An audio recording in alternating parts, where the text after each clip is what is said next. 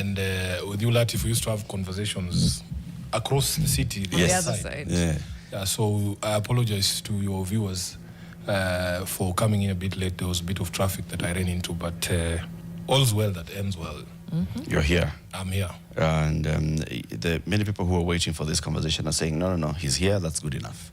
Oh, thank you so much. Let's get straight into it. All right. So first of all, Janet, of course, would have been here. She'd be giving you the day's quote. Yes. But she's delegated it to Mariam. Okay. Yes. In absentia. Let me see if I can.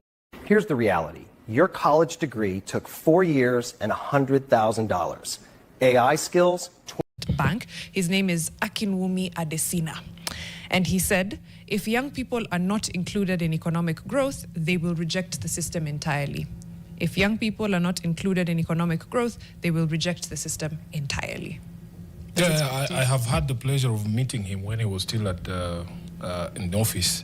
I remember he came to the LSK annual conference last year, and he was a keynote speaker there. And what he says is actual fact, that nobody will accept a system that doesn't include them. We can't just be there to be your cheerleaders. You do your thing and we are just observers on the side, because it is acknowledged that we all have a stake in this country. And in fact, the younger you are, the greater your stake, because some of us have pushed the numbers a bit. We are not as young as some people think. And the people with the greatest stake are the ones who own the future. And those of us who have eaten salt, as they say, should also try and find a way to include the younger generations in every conversation, and especially the economic conversation. Yeah. So it appears lately that younger generation, a sizable number of them who are active on social media, who are active on political spaces, who have actually also just been dormant on political spaces, but are coming out in support of this Sifuna movement, right? When you said, Mimi ndio Sifuna, they've said, Sisi ndio Sifuna. And sort of it brings in this whole new wave and expectation. Do you feel the weight of this moment? Actually, I have been amazed by the outpouring of support from Kenyans of all walks of life.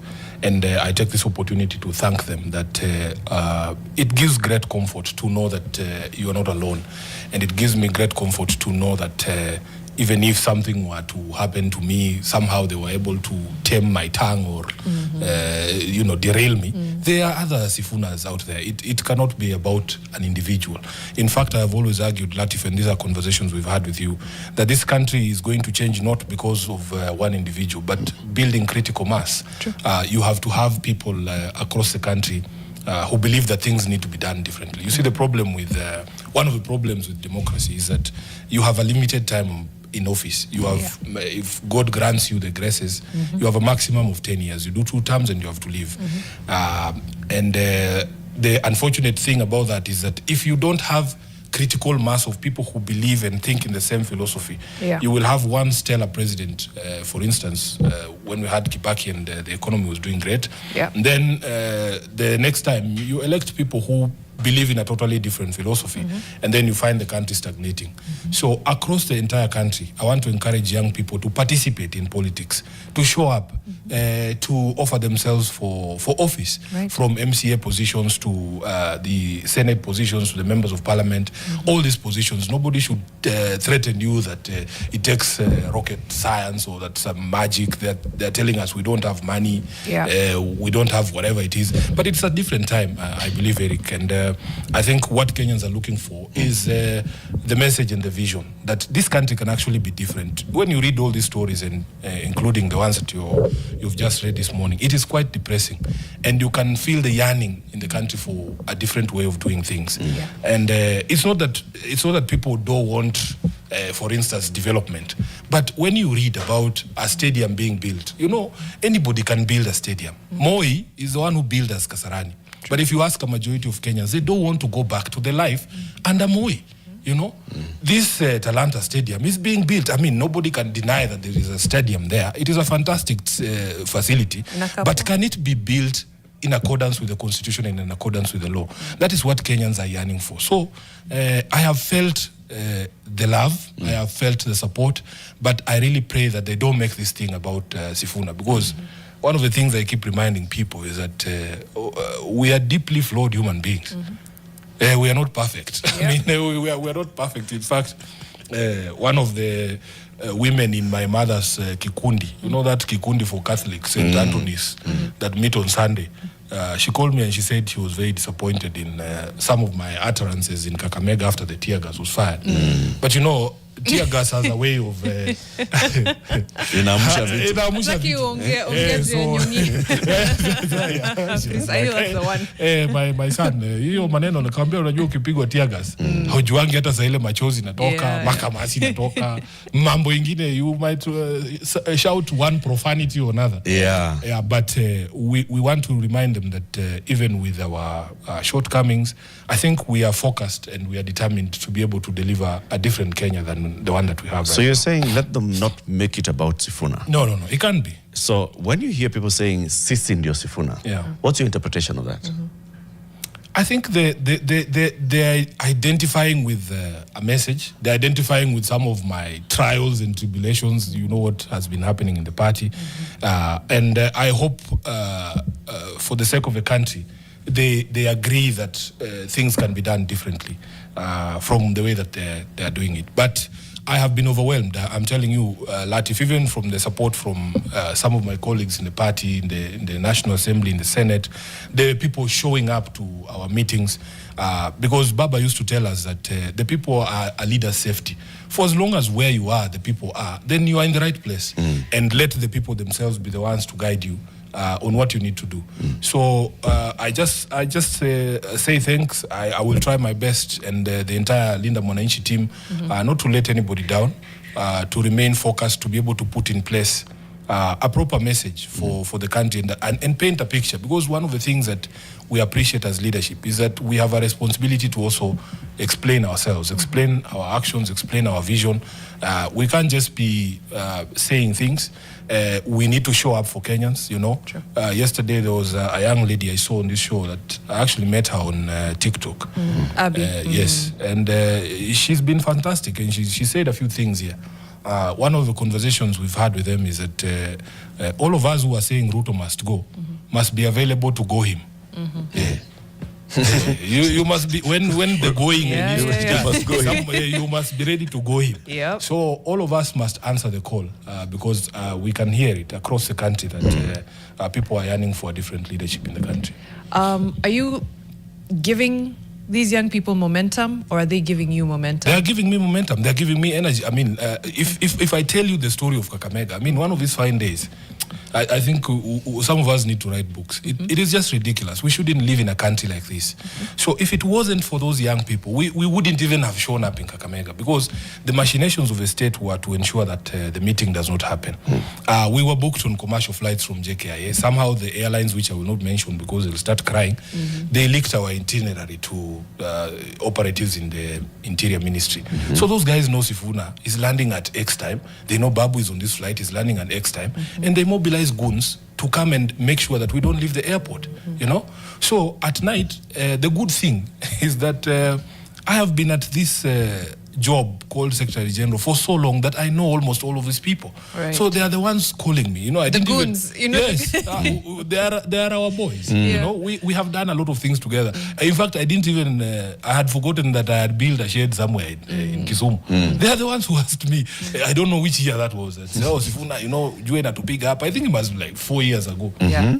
I only remembered when I saw clips that they were destroying that thing, which shed. is okay. I understand. They are the same ones who tell us, oh, by the way, we've been told to go to the airport tomorrow to make sure you guys don't leave and to access Kakamega. So in the middle of the night, man, we are making frantic calls here and there to some of these air charter providers just to get us to Kakamega. And in the morning, we are sneaking into the airport like we are thieves, or like we have done something wrong. Like we are fugitives in a country that is supposed to be free. To board an aircraft that we didn't want them to know, to land at an airstrip that we did not disclose. In fact, we were telling my colleagues, the ones who came on the flight, where we were landing, when they were on board. You know? So it is not supposed to be like that. So we land someplace, use some other back routes and get into Kakamega. And there were young people who had been mobilized. We shared even those clips with one of your producers here. Yeah. They can play them for the people. Yeah. And those young men, amazingly, they took the money, they fueled their borders, and then they removed those reflector jackets and burn them. And that is the only way we were able to get into Kakamega.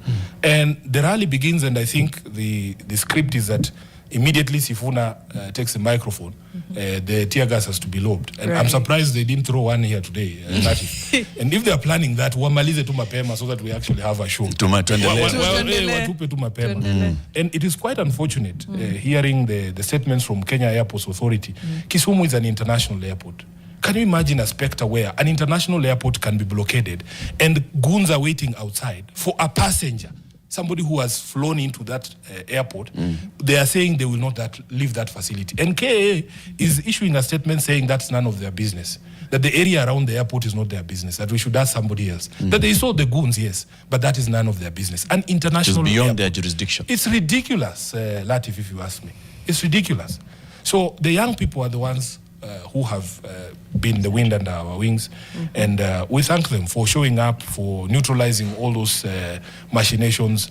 And one of the things that was quite amazing is that, do you know the person who actually had that tear gas? There were two, and one had handcuffs. These are things that only police officers have. Our suspicion is that these were officers in plain clothes. The young people went and found these people. Of course, waliwasalimia kidogo. And if it wasn't for Babu Owino, because he was the one on the mic, those two gentlemen would have been killed. Because Babu told them, no, stop beating them. They were severely beaten. So when somebody says that I arranged my own tear gassing, then the young people caught my person who was supposed to tear gas me, giving him a beating like a dog, almost killing him. What sort of logic is that when Kipchumba Murkomen speaks? Says like that. Number two, Latif, all these devices, by the way, have serial numbers.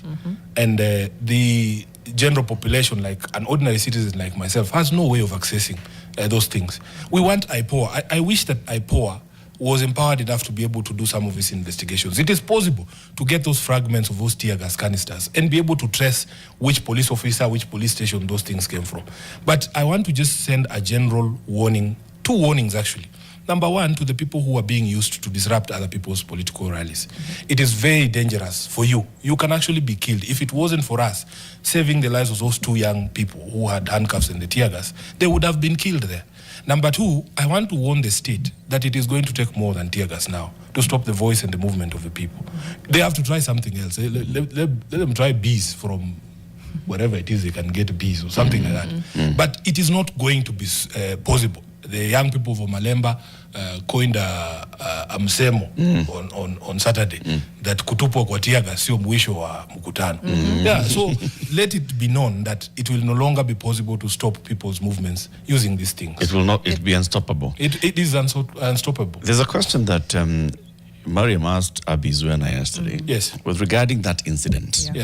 And just in response to what Kipchumba and others are saying, that you may be knowing who were the perpetrators of this so-called violence, as they say. So this incident, now that you had the person who was suspected to have been involved in lobbing the tear gas within your custody, did you take them to hospital or to the police? Did you report this to the police? Did you or your members of your team report it to the police? Because walizima yo kitu, did they take the canister and also accompany that? But you are putting the responsibility on the wrong people. First of all, it is the responsibility of the police to protect those meetings. I shared a communication, the notification to the police that was done days in advance to the regional commander in Kakamega. And I was very surprised that I saw the same gentleman on TV saying that he was not aware of any meeting. Number two, when this gentleman, actually the person who detonated that tear gas canister, there were two of them and they had handcuffs. You saw them. The videos are there. They were put on a dais and we actually told the people who were there, the local organizers, to take them to hospital. Now, I personally have not followed up to understand if they were taken to hospital or not. But the sort of injuries that I saw on that gentleman's head, I am sure he's in a hospital somewhere. So, unless he wants to die, he has to be in a hospital somewhere. But most critically, Mariam, you know, some of us are like proper students of Raila. One of the things Raila used to tell us that we are not going to be crybabies. You know, Why am I going to report to the police who tear gassed me that there was somebody who was tear gassing me? It's not to be a crybaby. Yeah. It's for an accountability thread. There is not going to be any accountability until we have a government that is actually accountable. Because to the then people. I can ask Kipchumba Murkomen, Yeah. these people, Walinda Mwananchi, made a report at this police station. Yeah. They said they had a tear gas canister with the serial number S blah blah blah blah blah. Yeah. What have you done? Have you followed up? What police station did it come from? Who was seconded there? Who is the OCPD and so on and so forth? We just have to go on a short break. Just hold the thought, hold your response, and then we'll take a short break and come back with Senator Edwin Sifuna. Hashtag is fixing the nation. We see all your comments and questions. We'll try and ask as many as we can.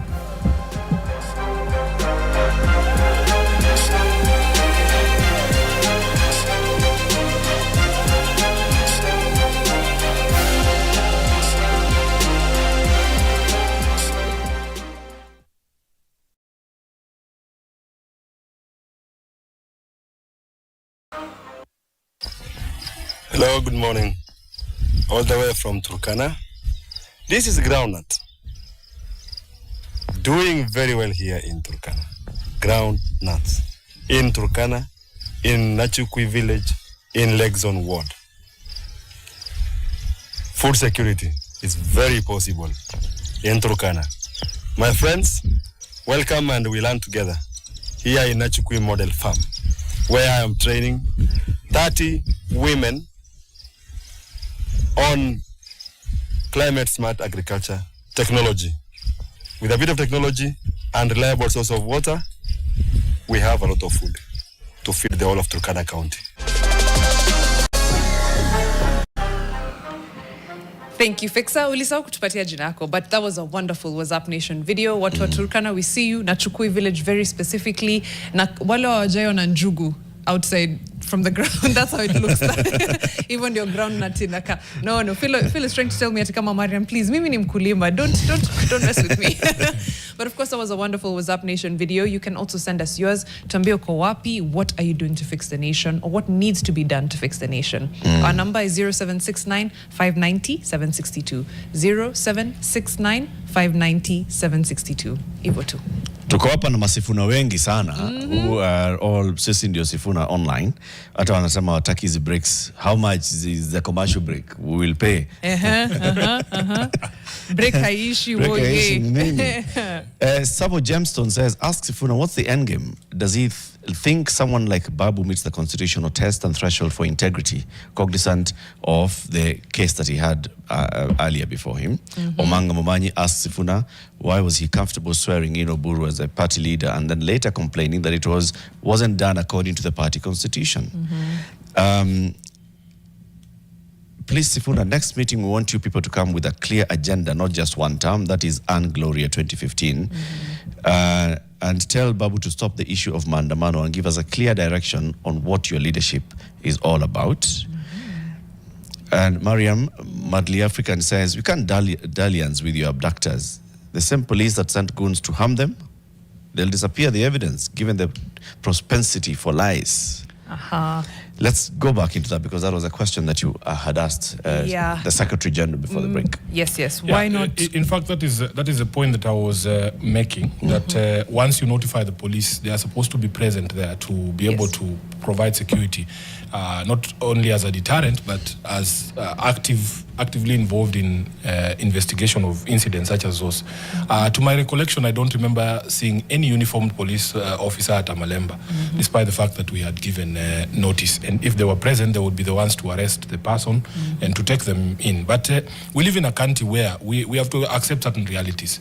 This is the doing of the state and the doing of the police. So it's like going to report that your chicken has been stolen to the person who stole the chicken.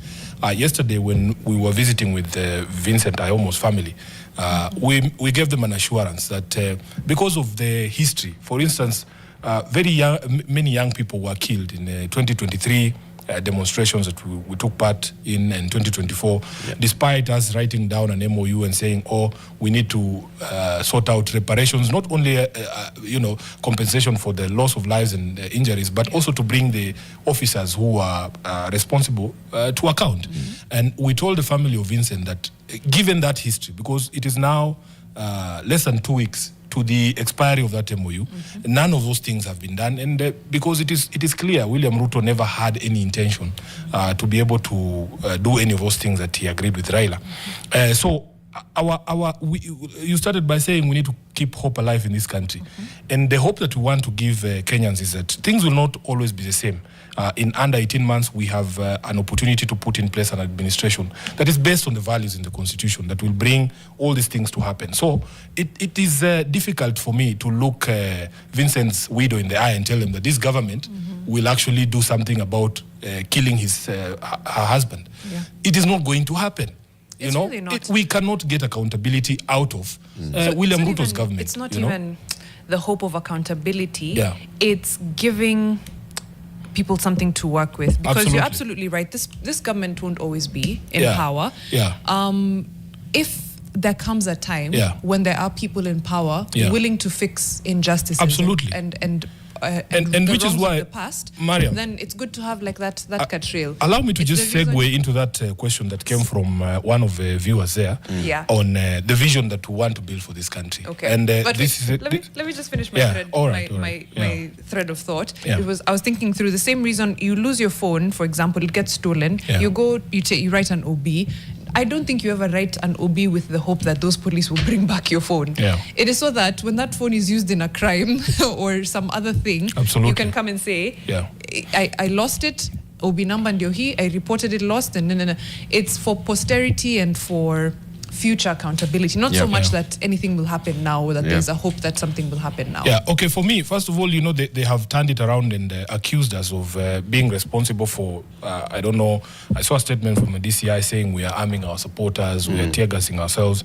The entire Linda Mwananchi team is available for the police if there is any evidence that Sifuna or anybody else has been doing any of those things. We are available. We can be summoned. We can even be arrested if they have evidence. Let them show the evidence. We are prepared to face them in court. But I want to make this assurance here that you cannot go to the people who are, they do it, they accuse you of doing it, and then you expect me to go and report to them. Our hope is entirely on the people of Kenya to be able to appreciate that this country can actually be different, And this is the reason why when people say, oh, we want to hear a clear agenda, I want the people to understand that we are not going to talk about shiny things, We are not going to talk about stadiums. Previous politicians in campaigns have actually engaged people box using shiny things like laptops and Barabara and stadium. I remember those billboards of the 5 stadiums in Mombasa, in all these places. I'm telling you, Mariam, anybody, any person can build a stadium. Moi builds stadiums. But what we are looking for is something higher. Kenya has what I describe as a software problem. And you have to go back to the preamble of the Constitution. This Constitution has a history. There was a life we used to live that then we said this has to stop. And going forward, this is the life that we want to live. And if you go back to the preamble of the Constitution, it tells you the aspirations of Kenyans, the kind of government that they wanted. And our message to the public is that that is the government we want to form. And if you read the preamble, it says, recognizing the aspirations of all Kenyans for a government based on essential values of human rights, equality, freedom, democracy, social justice, and the rule of law. Those 6 values are more important than stadiums. You understand? Because everything that we do, we're not saying we don't want development. Because any government, a democratic government, will still collect taxes. And they will still have a responsibility to build roads. But in what environment are they building? So if you see somebody telling you, this Constitution requires, for instance, when you construct anything or any expenditure of public money must be done in a transparent manner. So you have a choice between somebody building you a stadium, and then the Auditor General tells you the costs were varied, 11 billion, no explanation. There was no consultation of the Attorney General, that they refused to use open tender, which is the transparency that we're talking about. And we understand the exasperation of Kenyans because Kenyans have been yearning for these things. There are those who will be tempted to say, sisi tunataka tu stadium ijengwe. It's okay. It's okay because of the history that we have. People are feeling, wacha tu barabara ijengwe hata kama mtu amekula 20%. At least kuna barabara. But we are telling them, even a Democrat can do that. I was giving the example of those young men who were beaten up for no reason while playing pool in Nandi Hills. So mtu amekuletea pesa ya Nyota Fund, uanzishe pool. Alafu umeanzisha pool. usiku hujafanya makosa yote, polisi wanakuja wanakupiga.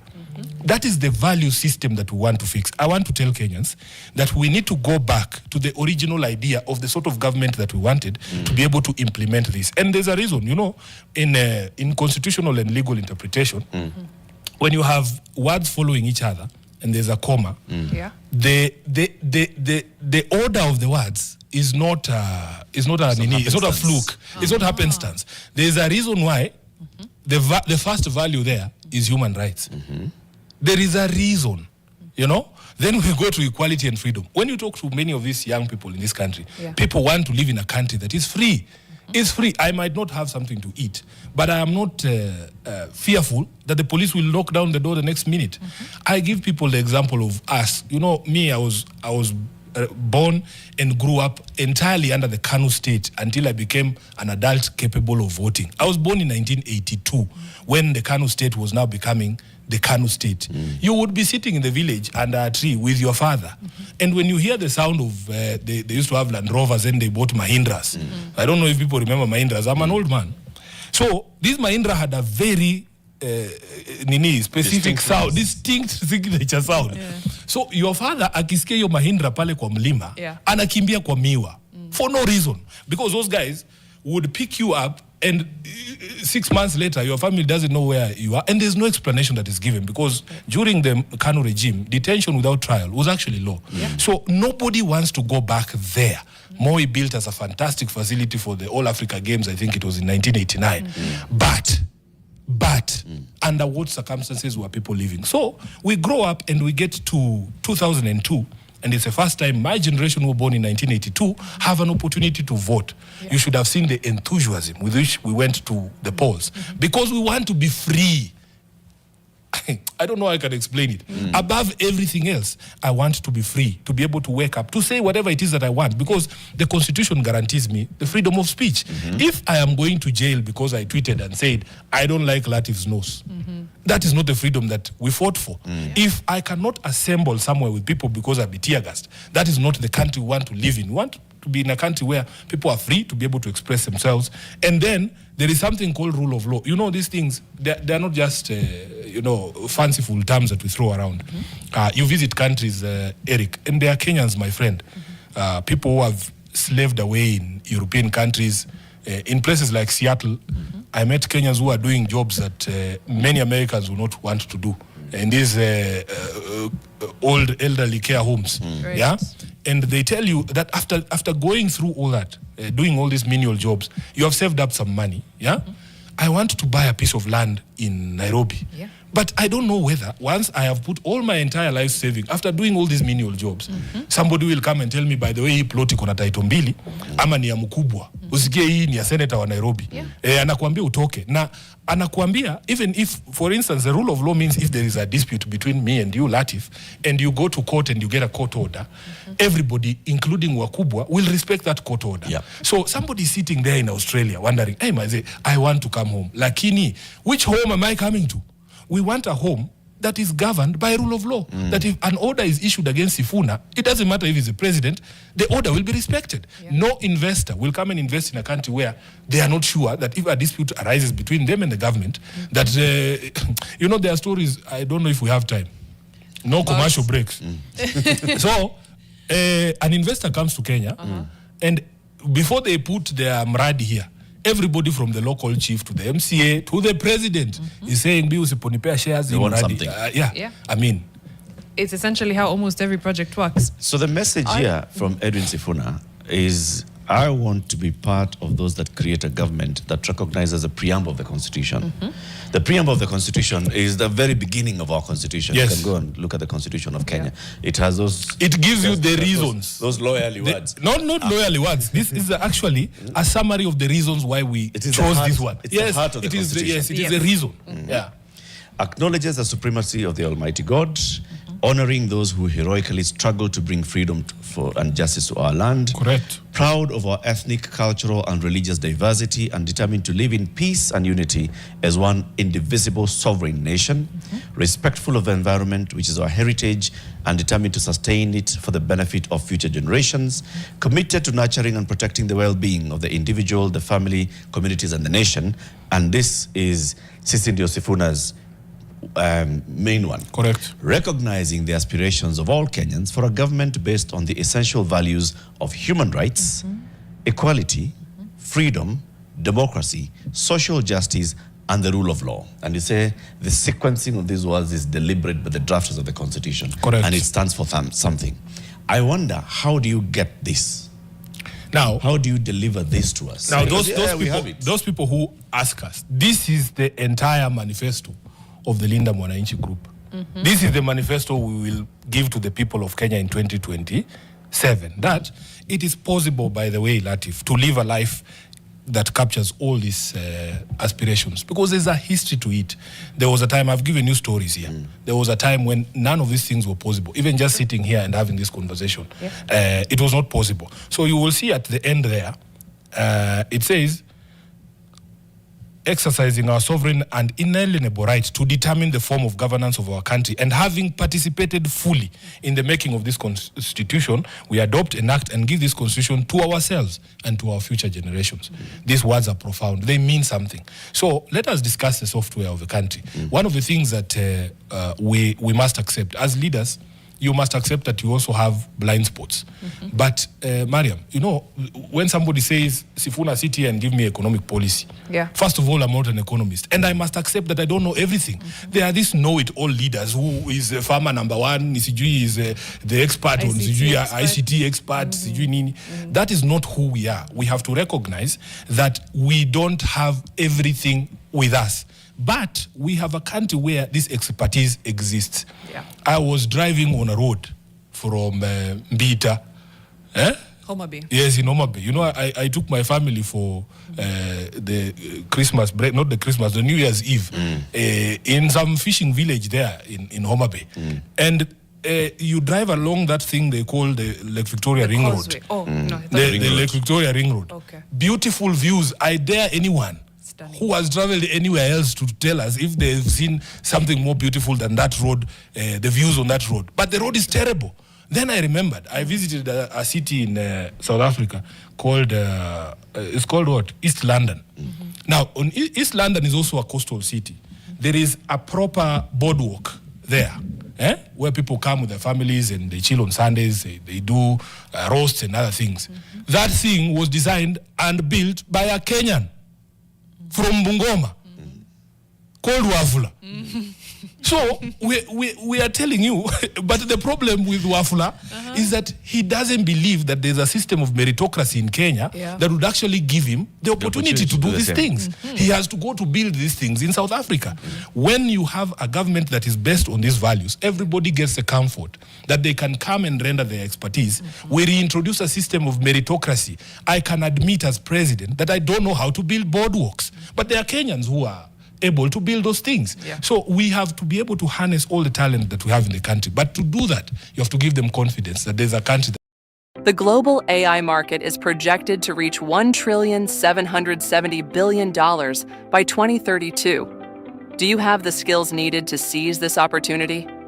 Build a rewarding career in AI with the postgraduate program in AI and Machine Learning, Business Applications. Take the first step towards AI mastery. Apply now.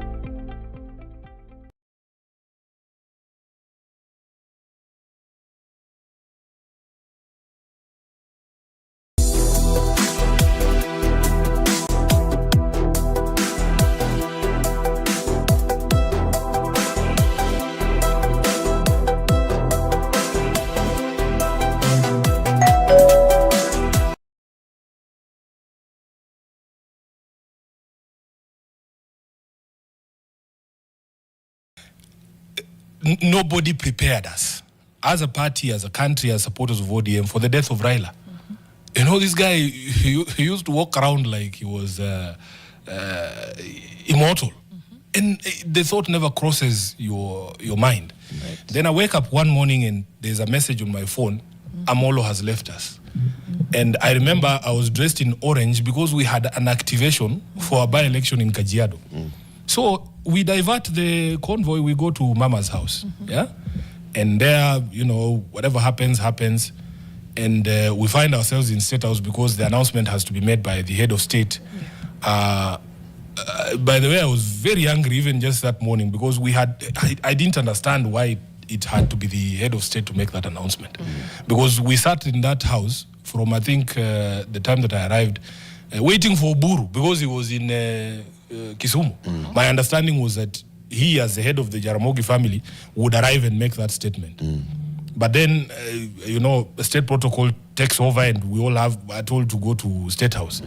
I was just wondering, like, why, And at State House, they say, because at the house, the Raila's lawyer had told us his will that he wanted to be buried within 72 hours. Yeah. And then at State House, they tell, we need a delegation to go to Mumbai and come back with Mzee's body. And I wasn't even on that list, by the way. But I think one of those CSs who came from ODM noticed that the list was very government heavy. It's like, but Sifuna is here. Let a passport yako patia sijui nani. That's how I find myself on the flight to Mumbai. Okay. Yeah. So we go to Mumbai and actually it was one of the most difficult moments in my life.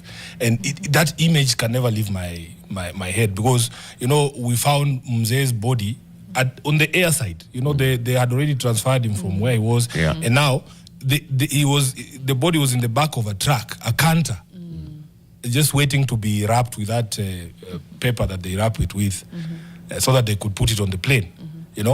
So the indignity, man, like you can't believe this is Baba. So while we are going through all these emotions, people are meeting somewhere to feel his position. Can you imagine that? Mzee had not even arrived in Kenyan airspace. Yeah. And they're already doing that. I wasn't present in that meeting. If I was present in that meeting, I would have told them that the constitution of ODM, which I brought a copy of, I walk around with it everywhere so that when clever journalists like Latvia want to challenge me on provisions of the ODM constitution, I can show them. It requires that you elect a party leader at a national delegates convention. Now, Raila had 3 deputies. And you see, some of these people, I have asked Ososi, do you people understand what the word deputy means? Like, when you offer yourself for that position, you should be prepared to be able to act in that position in the event that your boss is unavailable. That's true. So my expectation would have been that the 3 of them would have said, let Ososi act for the month of January, you act for the month of February, then you act for the month of March, and in March we call an NDC. Now, there is a way in which the emotional blackmail on members of the Central Committee, on members of the, the National Executive Committee works. That now we are brought back and all of them, we just told, okay, let's just go along, we need, at least in these moments of grief, some level of stability. And leadership. And leadership, and, he's an old man. And the initial pronouncements by Oburu were very encouraging. If you go back to the things that he was saying in the initial days, saying, this thing has just fallen on my lap, my job is just to steer the party through this difficult period and hand over the party to young people.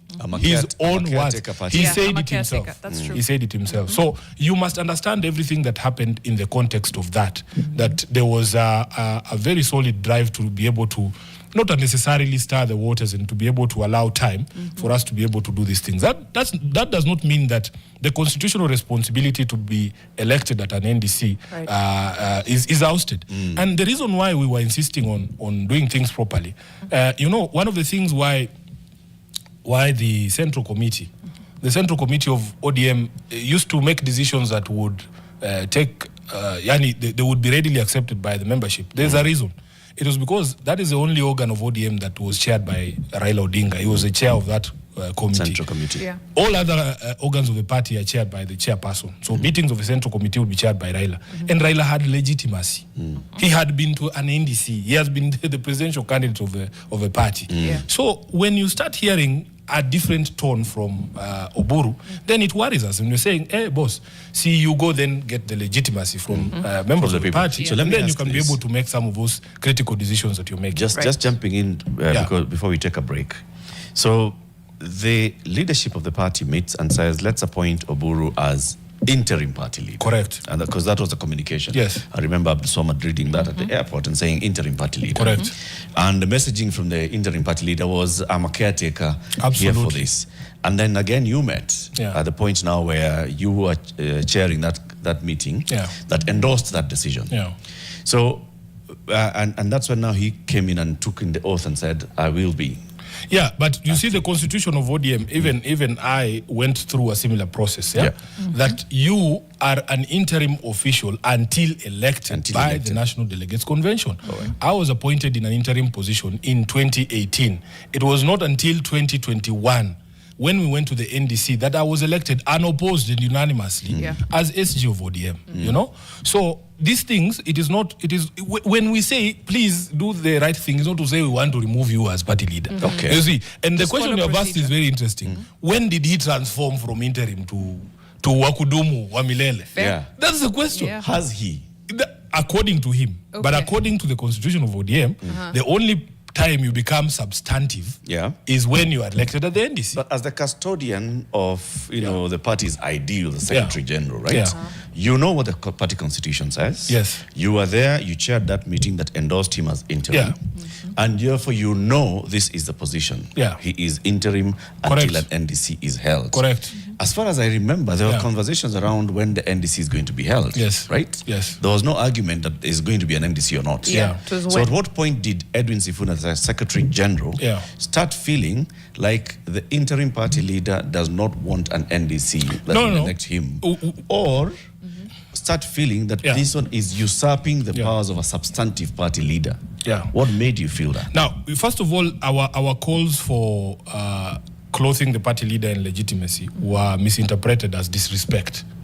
Okay. You know, young people know exactly what I am saying. Yeah. You know, these conversations we have with our grandfathers, they are very interesting.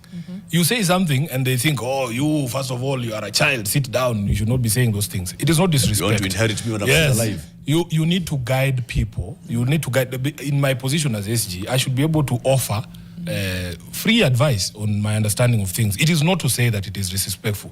Number two, if you look at the gravity of the decisions that are being taken, my view is that some of those decisions can only be taken when you are clothed with that legitimacy. For instance, you want to tell members of ODM that you are beginning negotiations to form a coalition government with Party X. That is something that requires a mandate of the people. And that's what we are saying. There is no rush. Let's do things by the book, and then you can be able to have the mandate and say, now I'm going. The reason why Raila used to do those things the way he used to do them is because he always went back to the people. Even doing something as innocuous as signing an MOU. Baba went around the country. Just, sometimes we in ODM, there are things that we know. Sometimes Baba would want something. We know what he wants. But at least he used to pretend to consult. Just even if it's just for sure. Like I remember he came back from the first 3 consultations he did. He did, I think, Mombasa, then he did Kwale, then he did, I think it was Kilifi. He came back, he told us, but there's Sifuna. Of all these meetings, the only people, he said the only people who were genuinely giving me proper advice, not the proper advice, but saying what they truly feel about this thing, were the people in Kwale. I can tell when people want to please me, there are people who don't want to offend me, there are people who are just saying, Musisumbwe mzee. He used to be able to tell. But he used to do it. He used to do it. He said, come here, Nini. And one of the things that people will come to understand is that, you see, when the party leader, Raila, because of the legitimacy he had and the support of the people and the heart of the people that he had, everything we used to do in ODM, including our rules, our constitution, was in order to facilitate him to be able to achieve what he wants to achieve. Now, we have to ask ourselves if any other leader in ODM has that level of legitimacy. Correct. Even Sifuna. You have to have the heart of the people before they can trust you and say, Sifuna it looks suspicious, but we trust Sifuna knows what he's doing. It's a democracy and should be following the democratic processes. Absolutely. And in your constitution as well. We'll go on a short break, but when we come back, we'll also talk about the charges, or what we want to call them, against you, that were preferred against you as far as issues party related. Do they hold any water? Are they substantive? Court case still ongoing, but we'll try and do our best to cover it. Hashtag is Fixing the Nation NTV. We'll be right back after this.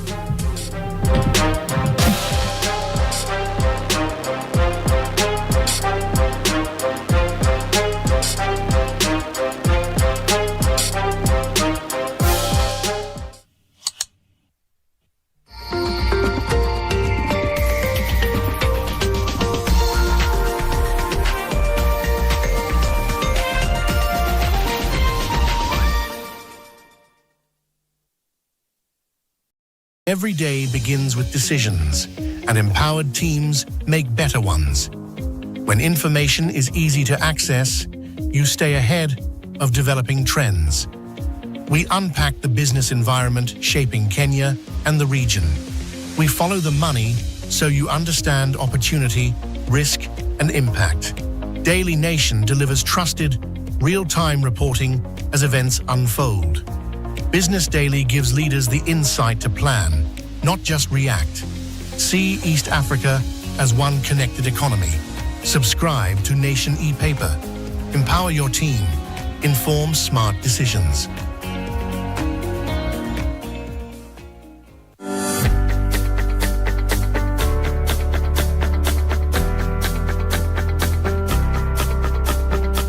Professionals that attain world-class skills in nursing, counseling, and physiotherapy, community health, clinical medicine and medical laboratory, imaging science, human nutrition and dietetics.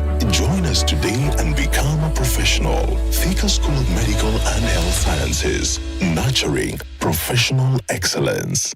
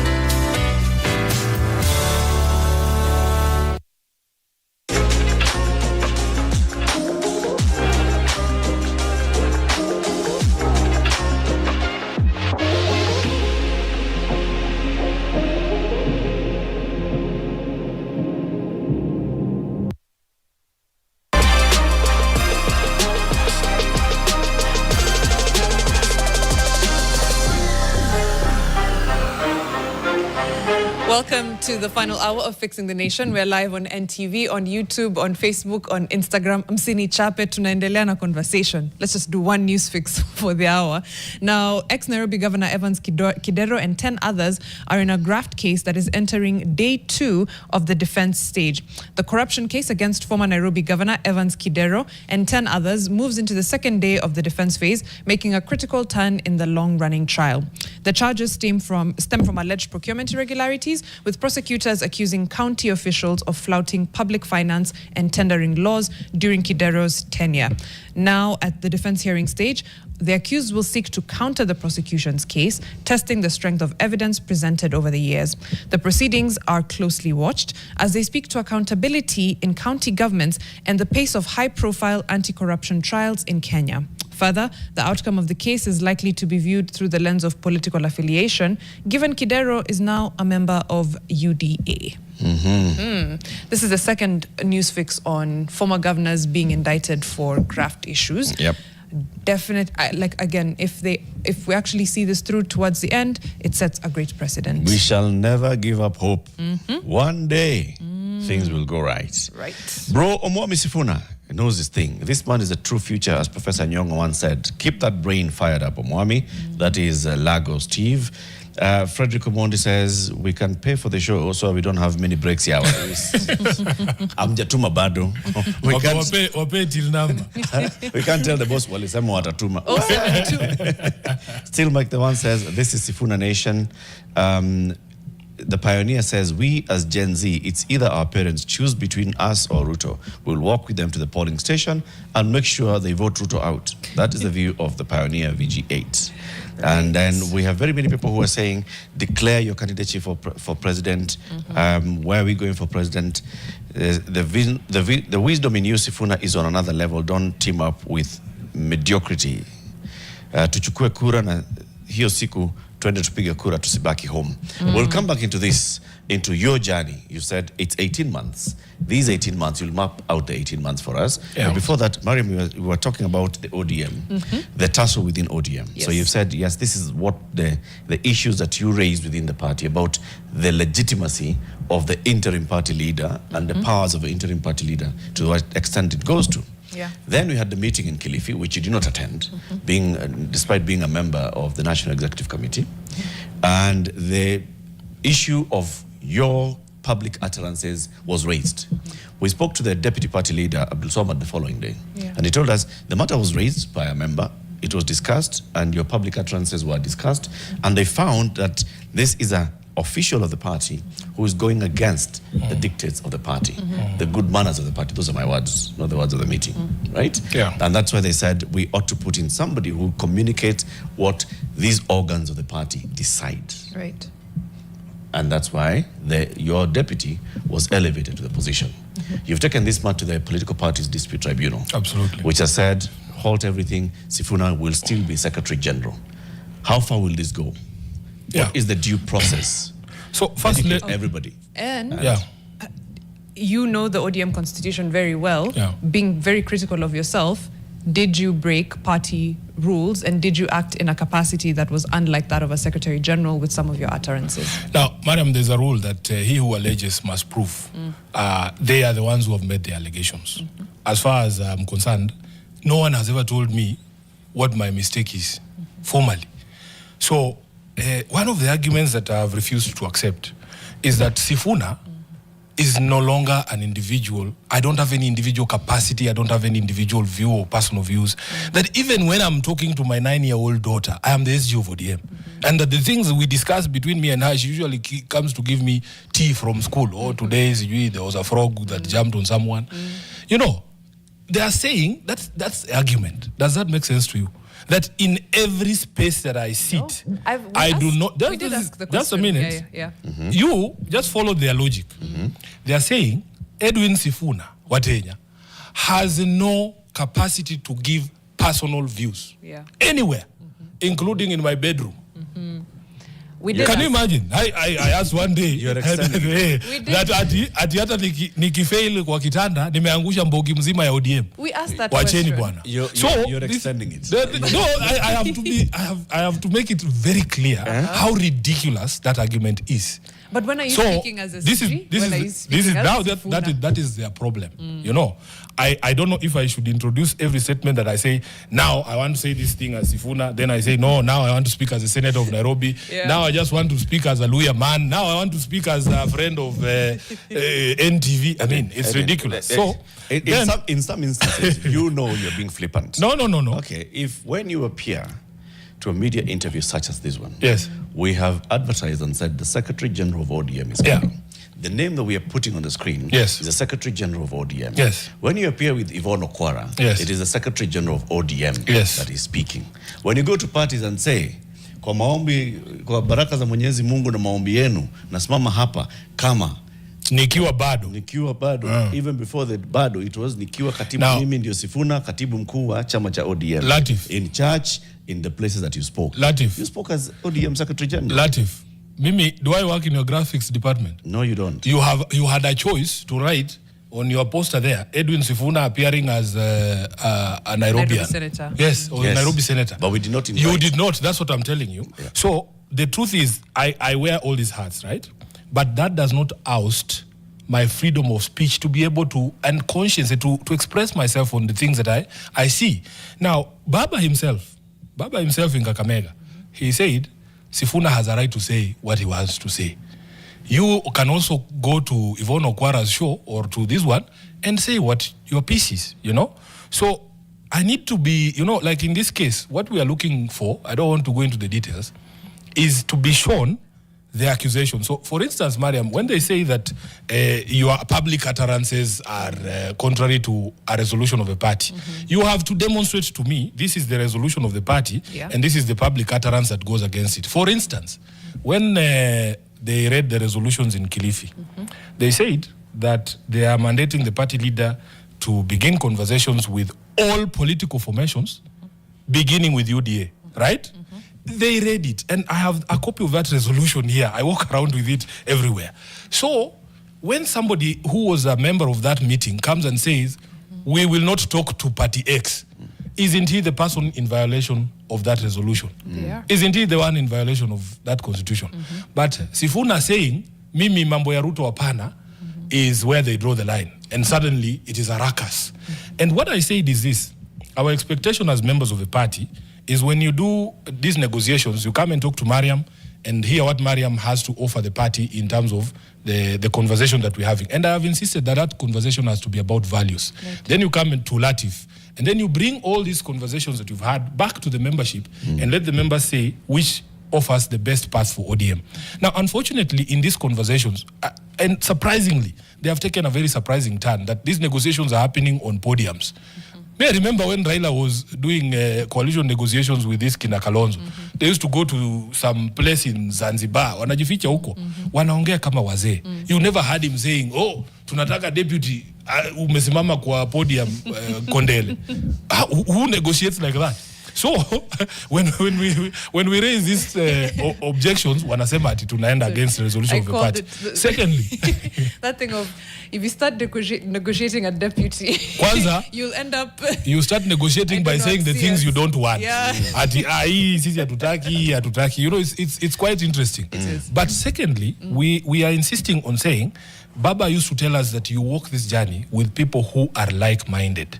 So when I ask the question, when you're going to speak to Mariam, you have to demonstrate to me how Mariam is like-minded to me. Would an ODM administration, for instance, countenance the tear gassing of a church? And that conversation has to be a values conversation. We are not saying that these political parties must mirror each other in terms of their values, but at least get me somebody who we can close ranks on some of these values. So if Sifuna is a member of a government that is shooting people in Kitengela, that is killing young people all across the country, does that sit well with me? It doesn't. That is the reason why when we wrote that MOU, I have a story. I don't know if we have time. If you can, the background of that MOU. Yes. When Raila lands from Addis, you remember he goes straight to Mombasa. State House, Mombasa. Yep. And he has told this story publicly, that he arrives there and he finds a coalition agreement prepared. And he says, no. You know, me, I don't do things like that. I have to speak to my people, right? And he embarks on these consultations. There was a meeting of a central committee that we did in Kisumu at night. And Baba tells these people, okay, we have had suggestions that we should do some form of agreement with UDA. So there's a technical team that is working on it. When you finish drafting that document, give it to Sifuna. And everybody's like, oh, okay. Then I remember some of these broad-based characters saying, oh, but Baba, can we form a committee? Why just one person? Then I remember Mzee just asking him, how many people do you need to read a document? And he banged the table and the meeting was over. Now, a week goes by. I'm calling these guys. I'm like, hey, see, muletele draft. Document. Nothing. Until the morning, we are sitting at KICC there. The day of the signing of that document, we are sitting there at KICC. The entire central committee is there. And the president's team is across the floor. And then these guys shuffle in with a laptop bag. And there's a screen like this one there. And then they start projecting the agreement. We didn't get even to the third paragraph. Raila stops them and says, but by the way, is this what we agreed you go and prepare? Then Mzee says, no, this is not it. Then he asked me, Sifuna, have you read this thing? I'm like, Mzee, in front of God, they are here. I've been asking this gentleman to show me this document. This is the first time I'm seeing it with you. The meeting stops. We are sent upstairs. I have an office on third floor. We sat there. Nyongo was sitting in my chair with Nyongo and the others. We wrote this thing from scratch.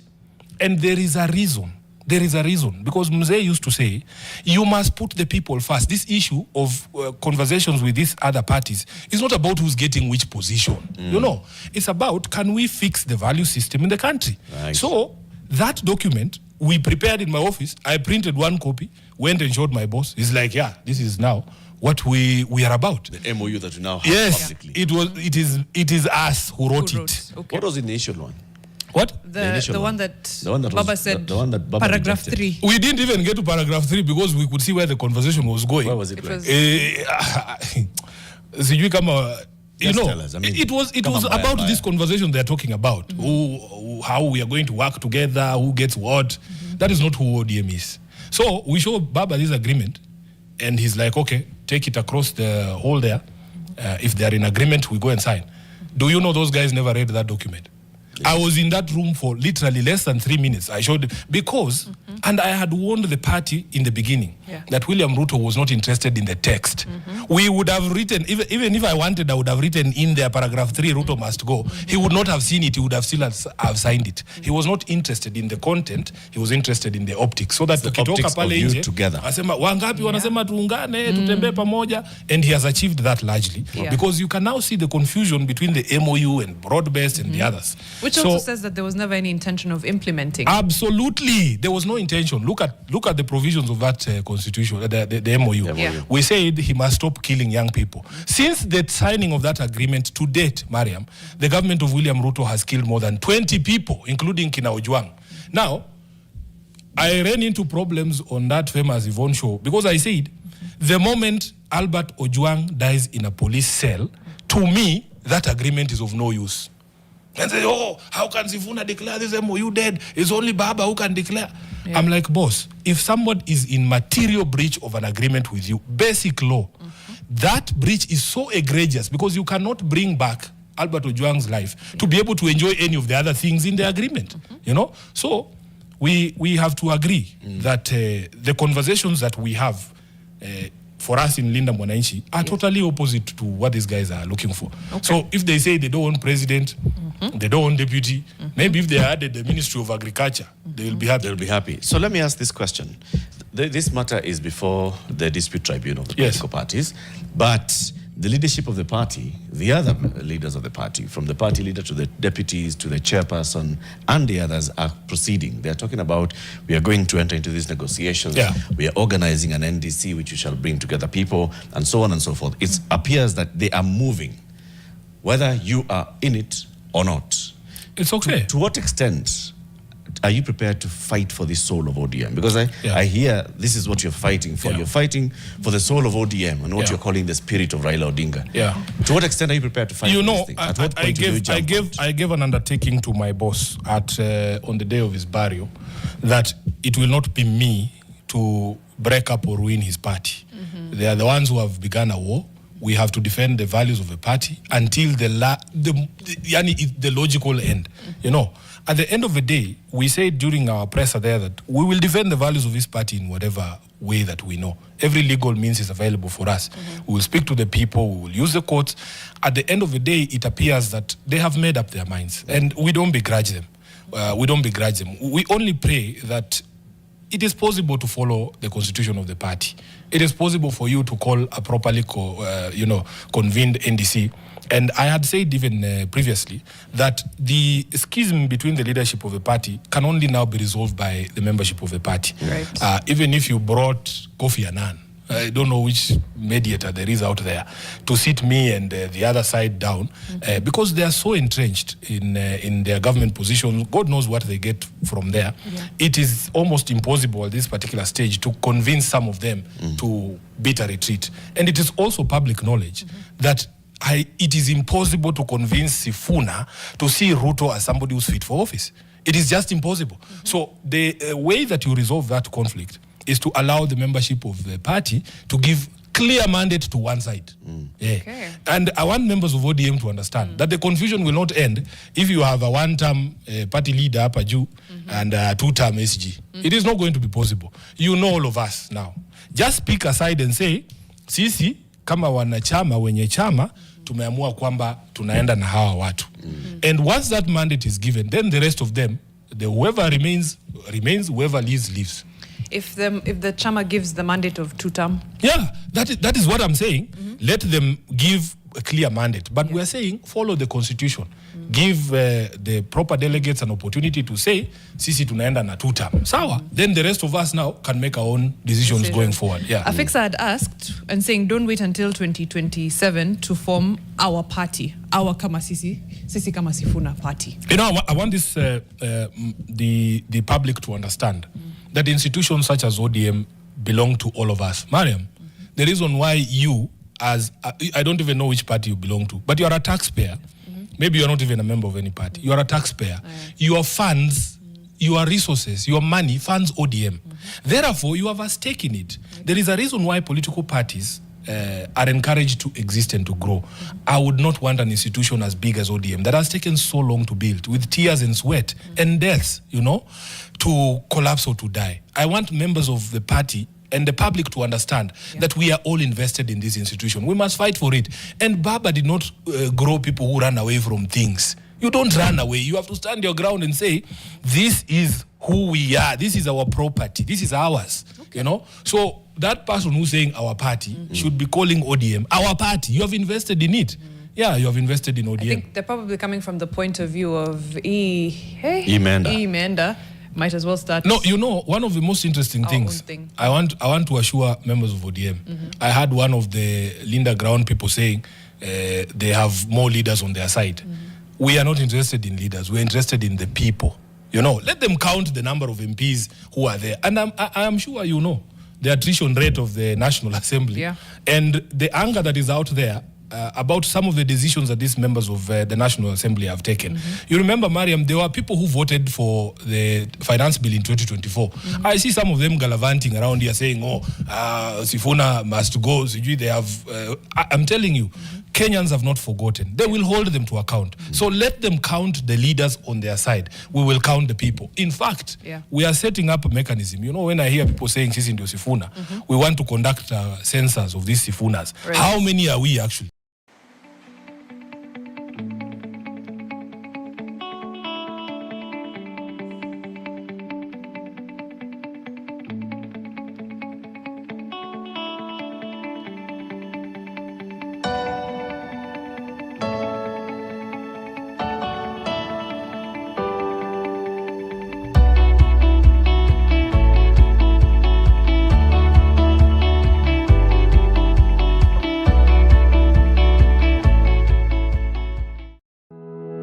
Start your AI journey with CAIE by USAII, designed for students, graduates, and early career professionals. CAIE gives you core AI skills used in real-world applications, building a strong foundation for your career. AI skills are essential. 78% of ICT roles require them, including AI or ML engineers. The demand is real. To grab this opportunity, learn the fundamentals that power modern AI systems, guided by top 15 industry experts. And getting this expertise is simple. CAIE offers flexible pricing and easy payments. Build skills that last with globally recognized CAIE credential. That is used to scare, especially young people from office. One of these fine days, I will run the numbers for my senatorial campaign here. It is nowhere near the figures that people throw around, you know. They are saying, oh, who is financing these rallies?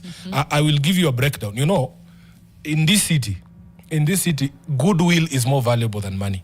I can be given something for free, which you cannot be sold. True. Wewe utakuja na pesa, wakatae kukuuzia. Now I pay for free. So, Latif, for instance, in Kakamega, we have the reason I bring up goodwill. You can see the sort of infrastructure that is coming with us. That gentleman who provided the dais and the sound has worked with Mzee for years. For years. So he's not going to hassle me, you know. The entirety of that setup cost us 500,000 shillings. Right. Alone. So I want young people to understand this thing is not about billions. It's about goodwill. Then, Senator. Yes. It was a yes or no, President. No, I want you to understand something. It's context. Okay. It is important. Okay. So first, they use figures to scare people. Number two, when you have goodwill, so 500,000, and you saw all the members of parliament that are there, the amount of money that I spent, me personally as Sifuna in Kakamega, is 100,000 Kenya shillings, and I'll give you the breakdown. So all of us contribute for the stage and the sound. 50,000 shillings each, right? When they messed up our travel plans, that charter to and from Webuye was 500,000. So the plane has a capacity of 14 people. We went 10, we came back 14. Each one of us gave 50,000 shillings. I was offered the chicken in Kakamega and said, Sifuna, we are giving you 20 chicken because we know you guys have to eat lunch. Another person says, they can be brought to my hotel for us to be able to do what? To cook for you and you eat and you go. People are offering expertise. We are overwhelmed, I'm telling you. So, in fact, our challenge here is to be able to harness all this expertise. Now, those people, and I'm telling you, those people who are offering expertise, that's what I'm saying, and support, want you to answer this question. I am answering the question. All of us in Linda Mwananchi have been saying, even in our rallies, even in Kakamega, that all of us have the capacity to be able to send William Ruto home. But there are certain things that have to happen first, including that census that I spoke about. We need to know how many we are. We need to know how many these people running around saying, I am Sifuna, what are the numbers? And the sort of infrastructure we need to put in place to harness all this support. And then when the day comes and they say, oh, by the way, we want Mariam to be the candidate for president, because you have said Ruto must go, you must be available to go him. Let us proceed, you know? That is the answer that I will give to that particular question. Are you hesitating or are you being strategic? It's not about hesitation. Because people are asking, is Sifuna going to run for president? I have answered the question. I have said, when the call comes, you cannot run away. They're calling. That's what I'm saying. You cannot run away. All of us in Linda Mwananchi understand and appreciate. Yes. They are calling. And this is what I'm saying. This is not how to call. This is not how to call. We want you to register to vote and show me that I am a registered voter. I vote at Embakasi Garrison and I am Sifuna. And then we look at the numbers and we see we are how many? 5 million of us, or 10 million of us, or 20 million of us. It has to be a structured process. You know, just about shouting. Number two, Eric, we have started a conversation. This conversation is not an easy conversation, you know. We have the duty of a lifetime to be able to rescue our country. Don't make this thing about Sifuna, because I spoke to you in the morning when we began this show about critical mass.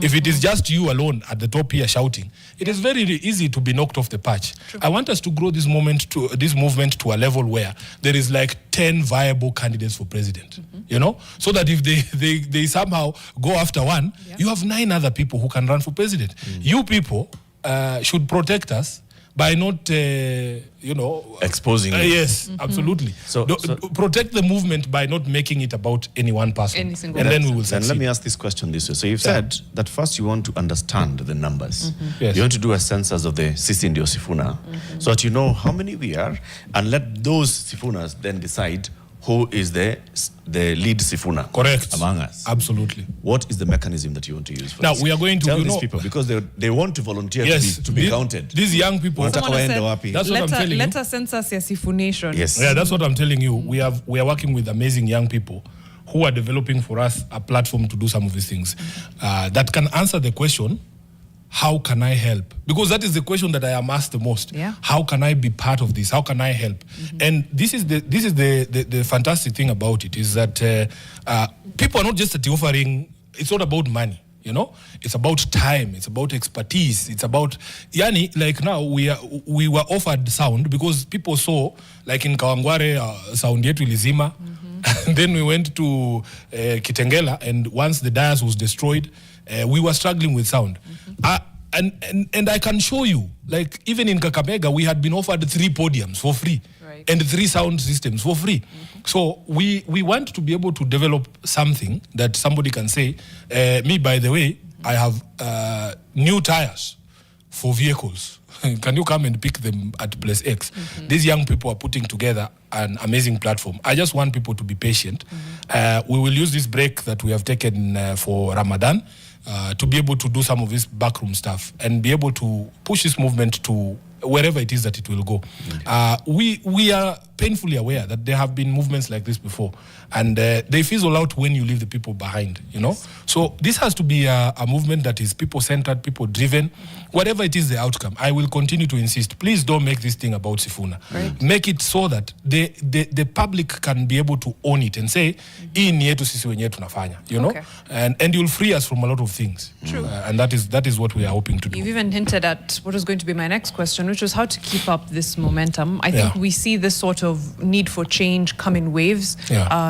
June 2024, June 2025, and so on and so forth. And now I think your ouster, or attempted ouster, it's still in court, as SG has become another, you know, ignition. But then there's the fear that it'll fizzle out, and then we're back to a level of complacency, to kotu sawa, or because we're going into an election year, an election cycle, there'll be a lot of goodies, a lot of gifts, a lot of and then again we find ourselves complacent. Now, first of all, the consistency is what keeps a movement going. In our view, we will consistently continue to agitate for a different Kenya. And I want Kenyans to have that software conversation, you know. Please don't ask me how many kilometers of roads I'm going to do. Can I just guarantee you that I will not kill your children? Can I just offer that guarantee?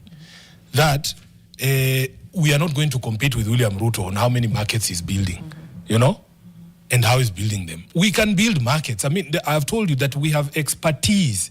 There's people who can do wonderful things for this country. You hear people designing metros and rapid bus transportation systems. In other cities, they are Kenyans. Can we create an environment for them to say, I want to go back home? And because I can see that the environment at home is enabling for me to be able to offer my expertise to my country, you know? So we hope that we can persuade Kenyans that the software is the problem, you know, and then put in place systems of meritocracy to be able to tap. You know, I receive complaints, Bana, my sister, many people who are never promoted, people who are overlooked in the public service itself, in the police itself. The pensioners are crying, everybody's crying. Can we build a country that works for everyone? I gave you the story before we started, that I went home in December to see my mom. And we have brothers, we have sisters, we have cousins who graduated as teachers 8 years ago. And you know what they do in parliament so that they have members on their side? They give them these employment letters. I don't know where those letters come from. They never give Sifuna. In fact, somebody posted in a group there, a leader in the National Assembly, saying these letters are only going to broad-based people. So my mom, being a mom, we are sitting at home and she says, Bana, my son, why don't you just keep quiet and let your brothers get employment? Those are the things we struggle with, and it's actually painful. It's my own family telling me, Sifuna, we do unyamaze tu bwana tupate hizi mabarua pia sisi tumeteseka miaka 8. My answer is always very simple. Like, give me 18 months. You have waited for 8 years. You can wait for 18 months. When we put in place a system of meritocracy at the TSC that guarantees that nobody can skip. You graduated 2 years ago, but because you know Sifuna, you come and get a letter from my office. And yet the person who graduated 8 years ago has no chance because they don't know Sifuna. We want to destroy that entire ecosystem to rebuild our country. So those of us, we will keep at it. We mean well for this country. You'll push it. We are hoping that we are able to persuade the public that this country can actually be run different in accordance with the law. On Sunday, at a rally in Nairobi, Eugene Omalo, the leader of DAPK, among the other leaders of the United Alternative Government, as they call it now, said, we'd like to reach out to Sifuna and the others who were in Kakamega yesterday. Let's work together, because all of us have the same objective, one term for William Ruto. Will you reach out to them? I think there is a general acceptance, if you speak to ordinary Kenyans, is that we need an overwhelming repudiation of William Ruto and everything that he stands for. You know? It has to be overwhelming. We must beat William Ruto by at least 5 million votes. Just Kenyans to demonstrate we reject this sort of thing, so that it is a lesson and a precedent for the entire country that if you ever build a government that does not listen to the people, we will send you home. That precedent is critical for the future of this country. So in order for you to achieve that overwhelming repudiation, there is a common understanding amongst the population that we must approach this election as a unit. We must be one force against William Ruto. Yeah. I want to give this assurance here because there's people who think that our movement is going to split the vote or anything like that. Yeah. That is not what our intention is. I want to assure anybody who believes that our country cannot afford another 5-year term for William Ruto, we will not be the problem. That's what I'm telling Kenyans this morning. We will not be the problem because I can't countenance waking up and hearing William Ruto has won elections by 100,000 votes or 200,000 like he did last time. So the members of the united opposition, let them keep doing what they are doing. I said one time that when you go hunting for an animal, that is dangerous because we are not under any illusion that it's going to be easy. This guy has the state. He has proclivities, inclinations to violence. You have seen it. It is possible for him to manufacture situations such as we've seen in Uganda and in Tanzania to ensure that we don't campaign, you know. So we know that we are up against it. Let nobody think that we think it is an easy thing. No, we are up against a very wily politician. You have to give him his flowers. He knows his stuff. So we must accept that he has certain strengths and then agree that those strengths that he has does not allow much room for sentiment within the opposition ranks. Right. All of us must be able to agree and say, this is the formula that will take this gentleman home. When you are hunting an animal that is dangerous, you don't all come in from one direction. You know? Approach it from different you approach it from here. So I'm happy that now we are seeing them in Kisii, we are seeing them in other places. All of us must wake up the spirit of the nation and say, this is a moment that we need to set that precedent, that the people are supreme. Somebody's asking whether you have had a conversation with the chairman of the Azimio Council, Uhuru Kenyatta. No, I have not had a conversation with him. He was, first of all, people expected that because Sifuna is SG, I am a member of the leadership of Azimio. Actually, I'm not on the council of Azimio. The council of Azimio, the representation of ODM was Honorable Junet Mohammed and I think Oparanya and a few other people. So much of the things that happen in Azimio, really, I am only focused about ODM. So now you can only ask me questions about ODM and you can ask me questions about the Linda Mwananchi group. We will give you, we will give you a breakdown of our expenses. I've given you here now. Yes, you've given for one, like Kakamega, for example. Kakamega, yes. Total 1 million. 500 for the charter, which was totally unnecessary because we had tickets, and 500 for the stage. Na unajua tunafurahia sisi tunapewa vitu tu na wananchi. Tuko mpaka na DJ, tuko na stage, tuko na sound. That's all you need. And then the people show up. A few questions. One, this idea of going at it, as one group, eventually to get William Ruto out. It's noble, but co-option is part and parcel of our politics. How do you foolproof yourself in case someone somewhere in the united opposition, united alternative government, gets co-opted? And it's incredibly likely, and it's not just so one. We are painfully aware that those are possibilities. I have been in movements before. You remember Kenya Moja. And then even the current one, there's people who will pick up, there's people who will fall off, because sometimes personal interests, they take precedence. But the assurance that I want to give Kenyans today is that many of us, in fact, many of us in the Linda Mwananchi group are extremely focused. I've told you there is nothing you can offer me now when I've been shown what the future looks like. We can see a free country in less than 2 years. We can see a country of merit in less than 2 years. Those places where they go and get money to bribe people, we are the ones who are going to be in charge of those places. So what can you offer me? There's nothing you can offer me, And I know, like, the fear is there because Kenyans have been through this before. Kenyans have been through this cycle before. You put your faith in someone, and then the next day, the thing you see is he has done the thing. So as a movement, you just look at all those people who are on that dais. Mariam, it is practically impossible to guarantee that all of us will get to Canaan together. The possibility is there, but keep praying for us. Keep praying for us for the temptations of the devil to just fall by the wayside. Okay. Let me ask intrusive thought. And this was something I think we were even discussing yesterday with Latif. As far as this tear gassing of your rallies and the violence, whether it's goons, all of this, who does it serve? because I think about the kind of political mileage it's given you. Yeah.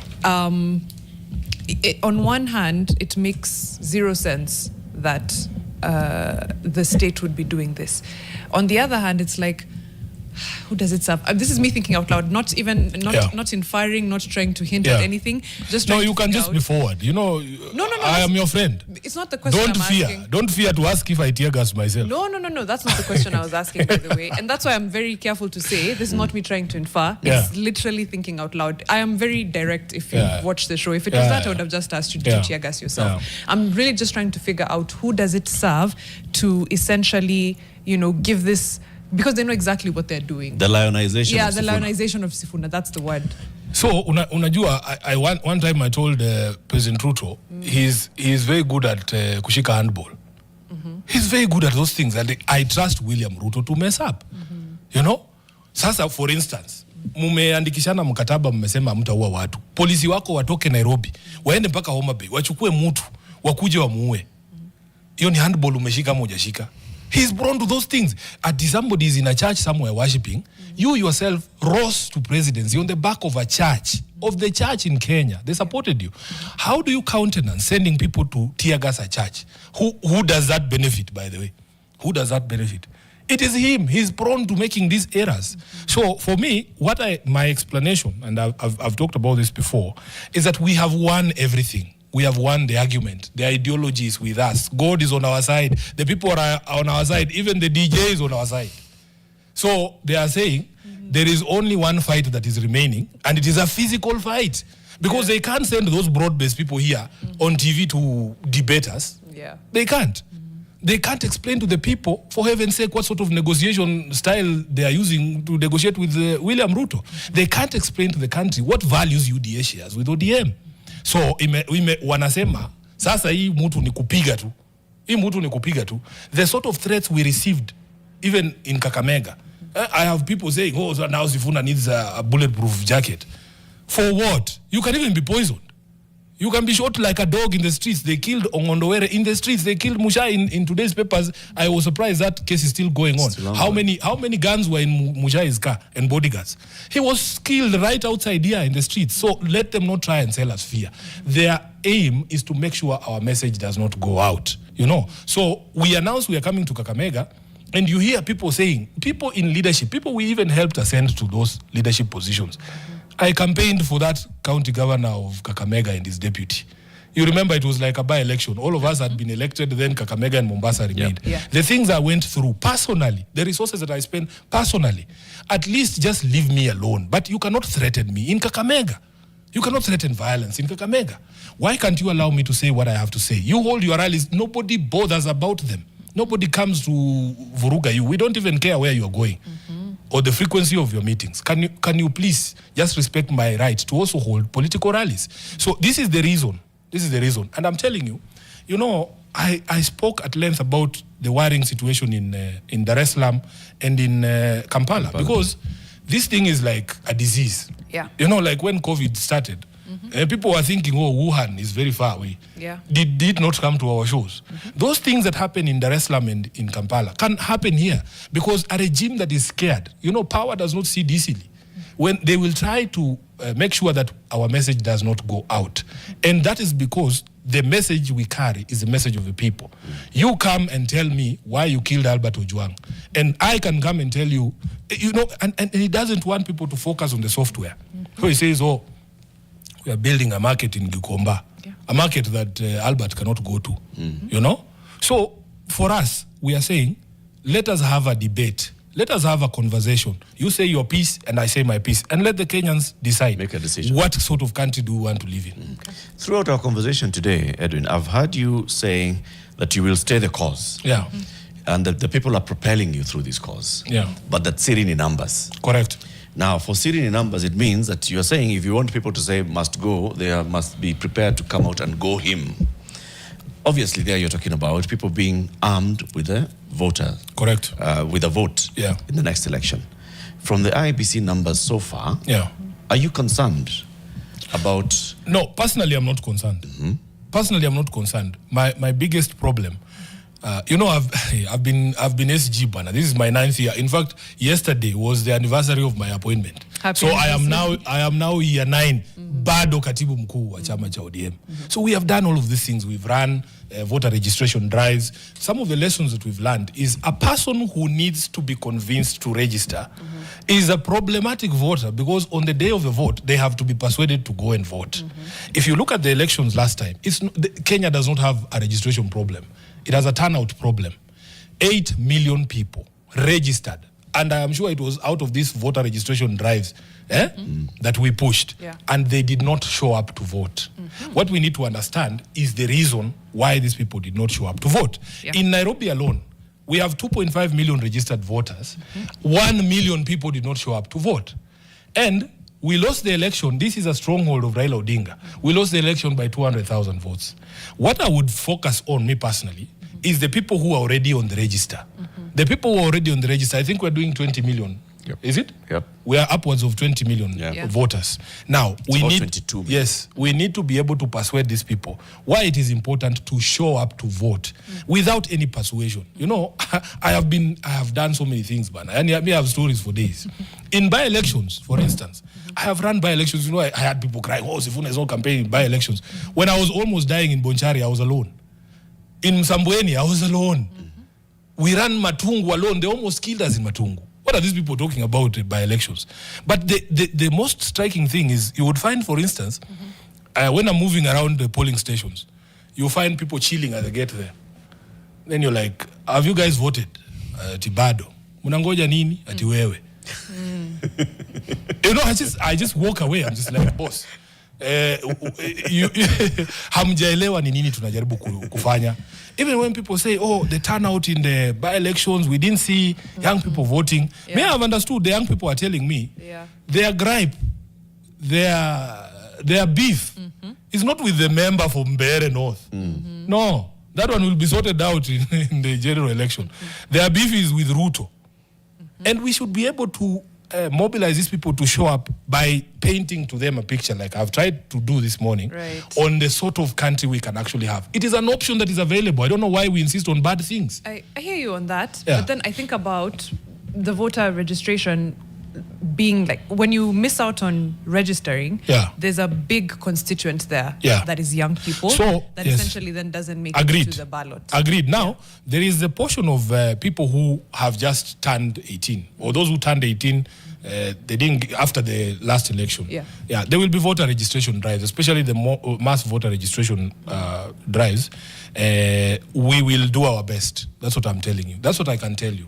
We will do our best with the limited resources. We have the numbers. I'm telling you, we were spending upwards of 3,000 shillings to register one person. I'm telling you. We have done these things, and if we have a commission, because a commission that is interested in having people registered, they cooperate. So I remember, like last time, they would say, well, Sifuna, you organize your thing, we'll bring you BVR kits and registration things, and it worked. But the same thing I experienced. One time we put a BVR kit outside a very famous bar in Otiende there. One of the locals, I go there to eat matumbo. So we put the registration kit outside there. And because I had various drives across the country, across Nairobi, so I started in Eastlands, went and saw people, the registration going on. In Kibra, we had a nice kahol there, and people were registering, especially women and young mothers. They turned up to vote. So when I go to Otiende, can you imagine, the kit is outside the restaurant here.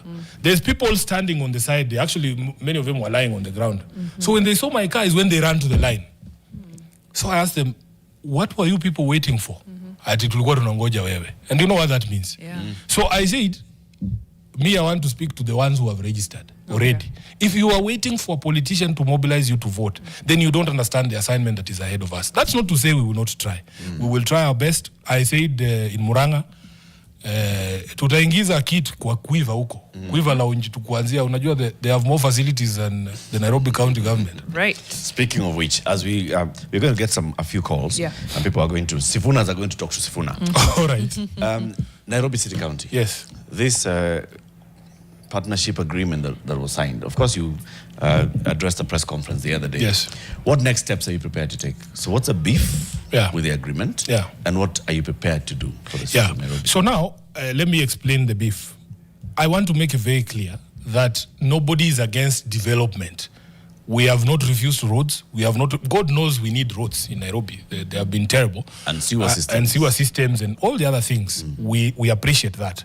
My gripe, and I will always go back to this document. The Constitution of Kenya has to be respected while doing these things. I have explained even as we started in the show that I feel the exasperation of Kenyans. They're just like, let the road be built, bwana. It doesn't matter if the procurement laws were flouted, if people are bribing each other, let the road be built. I appreciate where you're coming from as a Kenyan when you tell me those things. But it is possible to achieve development in the context of the law. So in this particular case, the Constitution allows the county government or any level of government to cede certain functions to the other. But because these guys are trying to be clever, they don't want to follow the Constitution on how that is supposed to be done. They go and do something which they are calling a cooperation agreement. Now, there are a few problems with that cooperation agreement. Yesterday, I sent to your producer something called the County Government's Additional Allocations Act, which we pass in order to send money for specific functions in the specific need of the counties. I don't know if you guys project things for your viewers, but for instance, there are counties that when they started, we gave them money specifically to build county headquarters because they did not exist. If you go to Mandera, there is a beautiful complex that was built by Governor Roba, the initial governor there. There was no county headquarters. So what we did is we passed a law saying we recognize the special need of Mandera. We are going to send you X amount for county headquarters. In that same bill, when you go to the column for Nairobi, you will see it is empty because Nairobi had already a headquarters. Number two, we are building these things they call county aggregation parks in the counties. That, if you look at that schedule, you will see Bungoma has received money for that. Kiambu has received money for that. Nairobi has not received money for county aggregation parks. It is in recognition that this is not a need for the city. Now, in that same bill, it is possible for us to give money to the Nairobi County government to do street lights that maybe a place like Turkana does not have a similar need. If you look at the bill for electricity for Nairobi, it is the highest actually. It is higher than some of these allocations we send to other county governments. So the law is there, the Urban Cities and Areas, Urban Areas and Cities Act, that says you recognize the special needs of the cities and send money to the duly elected county government to do the jobs. Once Latif, you say we will do this thing jointly.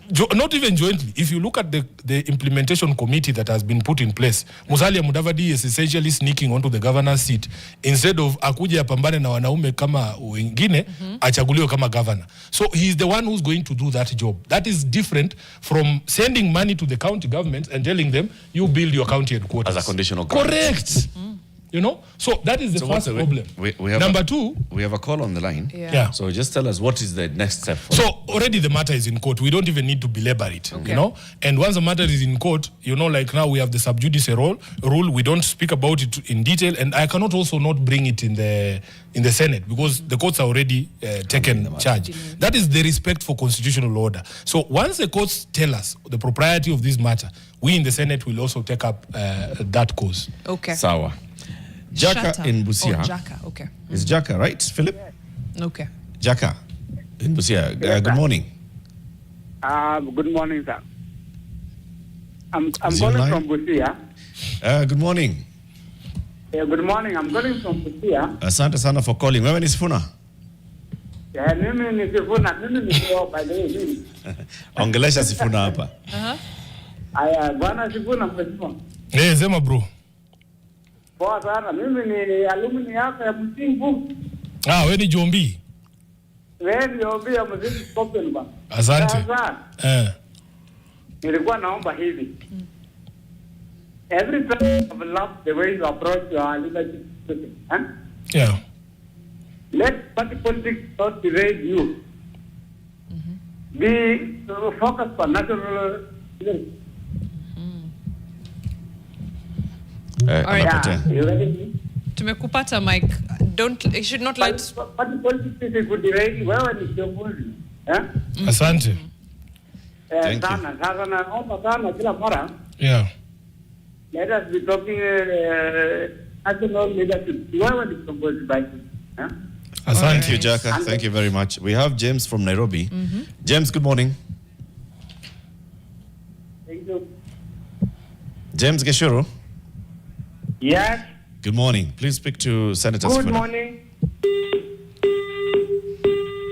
I think Amepotea huyo. amepotea. All right. Amepotea. Hao watu wananipea wasiwasi. Wanajiita Sifuna hawana airtime. Tutawezana hii maneno ya Ruto must go kweli. Cross We'll call. galvanize. Ama ni nini yenu hii? Cross call. Someone from Marakwet? Hillary from Marakwet. Good morning. Hillary, good morning. I am still on air. Was that deliberate? Oh, James is still on James. air. Okay, James. Hello, yes? Yes, please go ahead. What were you telling Senator Sifuna? Mr. Sifuna, good morning. Good morning, James. So now that it is a few months since Omondi, the Honorable, passed away, is it okay if I read something that shows in my world gauge the political atmosphere of the country at the moment? Proceed. Since the Ndembele had been less severely crushed in the course of the rebellions than the Shona, and their own political system had survived to a considerable extent, it was natural that they should be first to recover their political awareness and confidence. So, Sifuna Sifuna this is from Zimbabwe. This is a reaction of us recovering our political awareness after the Honorable Raila. So you should vie for presidency like Jordan Bardella of France. You guys are age mates. He's even much younger than you. The Netherlands has a new prime minister. James, Sorry for Amepotea. talking too long, yes? You No, respond. That was good message, James. Thank you very much for the message, and I think it has landed. He's basically telling you this is the moment. Good morning, Mariam Bishar. You Good morning, represent James. Thank the you so nation's much. consciousness. Thank you very much, James. We can drop him so we can hear. We had somebody from Marakwet. Hillary from Elgeyo Marakwet. Good morning. Hillary. All right. Aye. No, that message Jibu hawa from wawili. James. Yeah. All I can say is that first for Jaka in Busia, I will remain eternally grateful for the support from Busia. Even in Busia, we had been told that we were not going to be able to get into Busia, that they had put guns, that the police were going to interrupt it. But to their credit, the police in Busia, you know, this thing is not, the police are not entirely the problem. There's people in the hierarchy, in the police command structure, who misuse some of the police officers. But you saw that in Busia, they just stayed away. In fact, they were giving us escort into the town. Yeah. And you know, the young people who were there escorting us, providing us with cover, because as the young people were saying during Maandamano, seeing in numbers, you must overwhelm these people. If they plan 1,000 goons, then 10,000 of you must show up to be able to allocate yourself 10 people per goon, you know, and then you'll overwhelm them. So I thank the people of Busia. You guys, this movement was birthed in Busia, and it has been taking on a life of its own in Kitengela as well.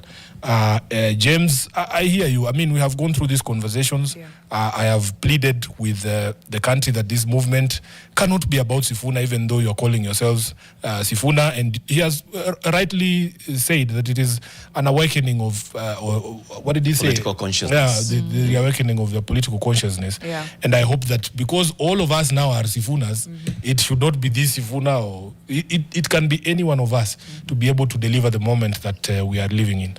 So we hear all of them. Look at that camera 3. Which one? Camera Oh, 3. yeah. Speak to Sifunas, all right? Yeah. In a minute. Yeah. Speak to Sifunas. They are speaking to you here, and they are expressing Yeah. hope. Yeah. You represent their aspirations. Yeah. Some are hesitant to support you. Yeah. Some are doubting your sincerity and Yeah. all. What message would you pass to the nation? I think first is to thank the country and everyone who has expressed support. I have felt the love, I've felt the warmth. You know, sometimes politics can be very lonely.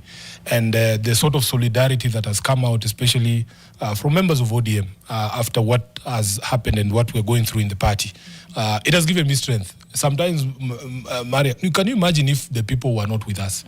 It would have been quite devastating. But I just want to say that I have said even on this show that I am not perfect. But I will endeavor not to let anyone down. If you have ever put your trust in me or faith in me, I will not let you down. Let adversity bring us down, but it will not be us selling out. We will stay the course. We want more and more people to show up.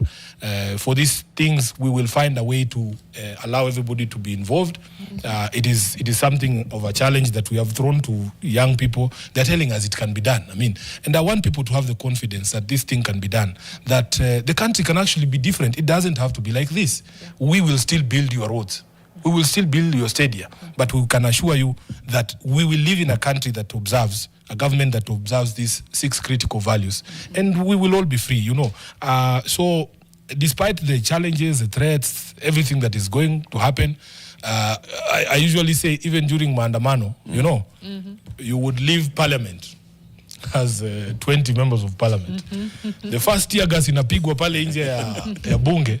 When you turn back like this, there's 3 of you. Ya pili kikuja, umebaki wewe peke yako na OCS. So I want to tell this Sifuna here. The day I turn back and I find you people have disappeared, I'll also be very disappointed in you. Wanasema mnanichocha. Actually, that's what they are saying. They are saying I am the Peter Kenneth, moto ya gazeti, itaisha kama nyongi ya jana. So, hizi vitu zote zinasemwa. That's why I said we must conduct a census so that hata nyinyi mkiniwekea expectation, mujue pia niko na expectation na nyinyi. Tukubaliane ya kwamba hii safari tunatembea pamoja.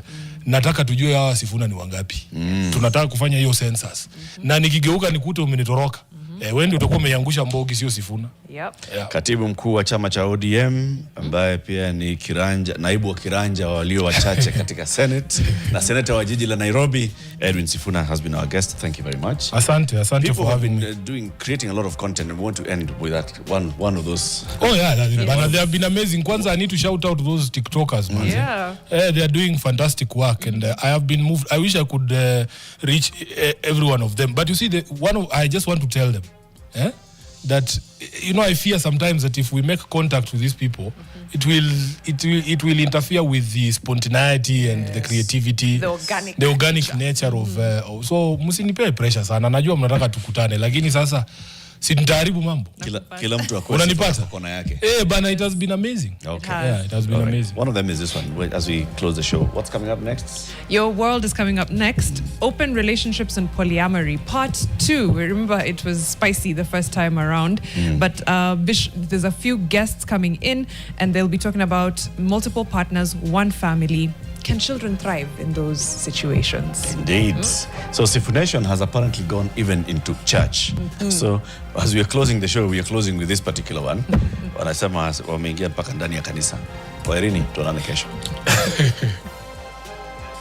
Kiitikio siku ya leo, sisi ndio Sifuna kwa kuimba. Sisi ndio Sifuna. Sisi ndio Sifuna. Ndiye mzaza kimewalamba, hatunjui cha kufanya. Sisi ndio Sifuna. Sisi ndio Sifuna.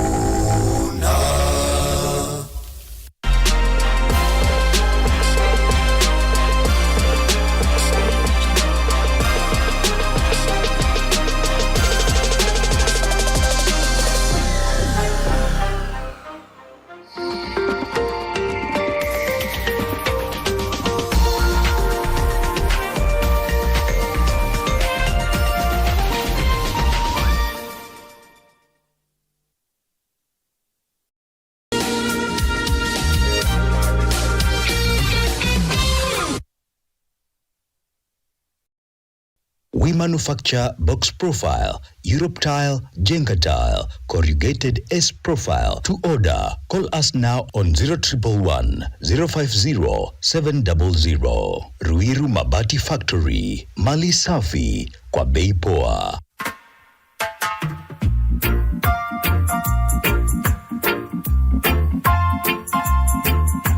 Ladies and gentlemen, Rockers family, it's been a long time mkisema shata.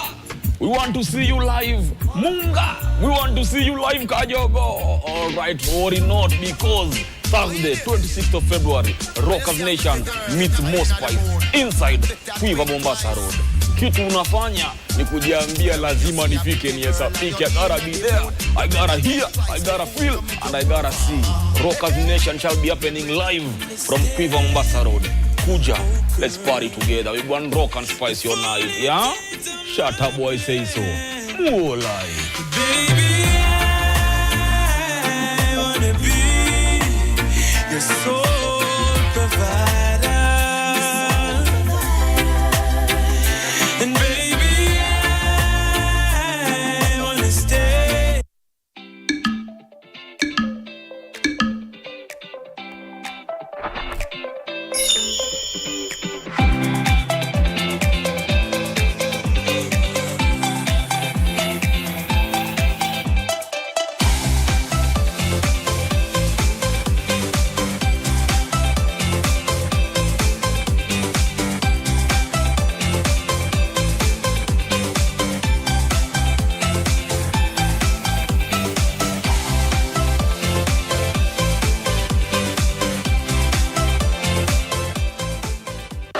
What happens when glam meets adventure?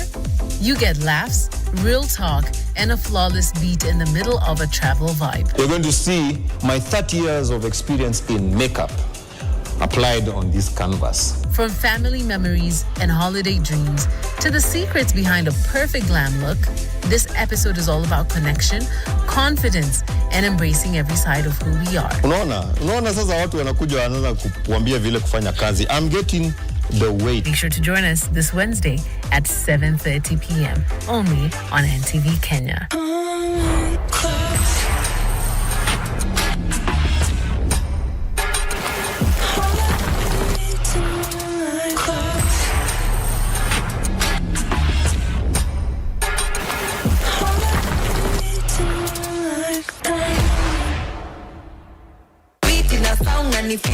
Hakuna kulala situko juu ya maji unranyako na mafurumbanya ni mawetete akosete sekete niliambiwa hii maisha itaki pressure. Feel the beats and experience the buzz. Burning bush. Yes. Tumerudia. With the favorite chocolate, Natalie Githinji, Laura Mbatha, and the beatmaster DJ Twinizzle. British English haina Z, ni Z. Mimi sana nikosaidia yako, mbona unanishautia? Weekdays from 4 to 6:30 p.m. only on NTV.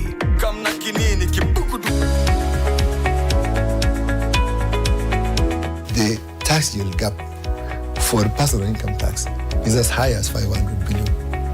So there's a real opportunity there. So you can see in terms of numbers, what we're looking at, around 2.5 million people. These people are self-employed, doing their own activities, doing their own gigs and many others. They're in all this ecosystem, earning income. Then you've got also people who are in partnerships. You've got people in micro and small, and all these people together, you see, who ought to be paying tax to lessen the burden. Some of them have said, look, we want to pay taxes, but you've not enabled us. So you've got to enable us to pay, because you see, we know it is a responsibility for us to pay taxes, but you've not enabled us. Now, if you also look at others who are doing daily activities like border, they earn on daily basis. Have we facilitated them so that they can be able to pay their taxes?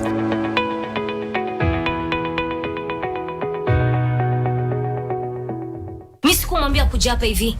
Ndo kucheza na akili yangu sasa. Unadhani anaficha nini? Ni kama tulichezwa Diana. They're not just planning side. Wana set traps. That's how Tracy thrives. Through chaos. Wale ni goons wa Tracy. I'm done. Deal with your mess. Kama ni kushikwa tushikiwe nini?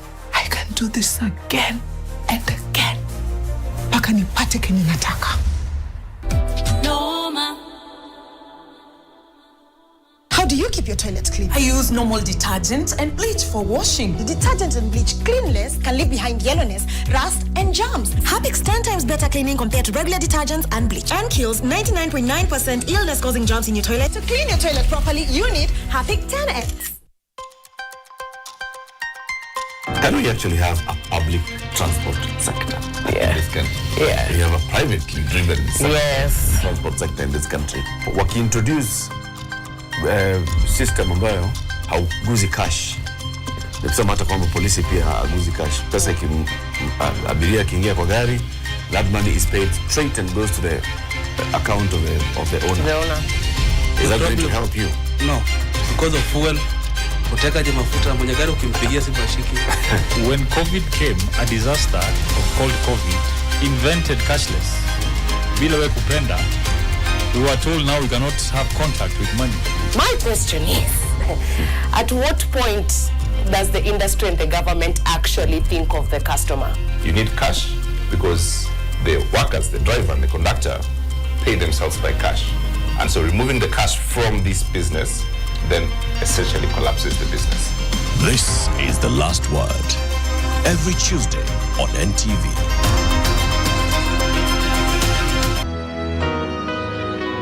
My mother and my stepmother kept on reminding me, you are helped by people to go to school, help them. But eventually to go to a point I could no longer do it. And luckily, by the grace of God, Family Finance Building Society was then making a bit of money. So I came up with an idea. I started a family bank foundation. Since the year 2012, we have made significant financial and institutional investments in the work of the Family Group Foundation. Experience at the boot camp was good, especially interacting with the teachers, the examiners, my fellow students, the board of directors who made us feel at home. So we looked at it and wanted to tweak it to make it appropriate to the time and season. And it's a collaboration that's supposed to empower the young people and introduce these young people within the tech space and give them the skills. Through partnership, we can multiply impact and build a legacy that endures. I want to take this opportunity to welcome our stakeholders to the 2026 the Development Roundtable Discussion, which is a national conference on the future development and the BBO funding in Kenya. It is on this note that the Public Benefit Organizations Regulatory Authority, together with the Nation Media Group, invites you to the Development Roundtable 2026, a